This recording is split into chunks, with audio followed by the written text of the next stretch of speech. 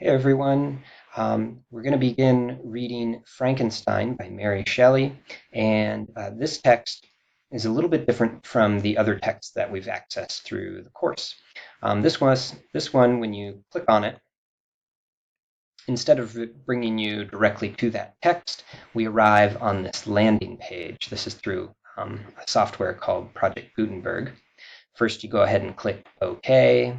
And here, what we have are different file formats for the text.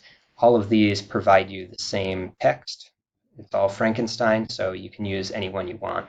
You can see there's a Kindle version, there's a plain text version, EPUB, and an HTML. So you can just click on one of these, whichever you want. You can see some of these you can download directly to a Google Drive or Dropbox or OneDrive as well. So just pick one file format that you think will work best for you, and off you go.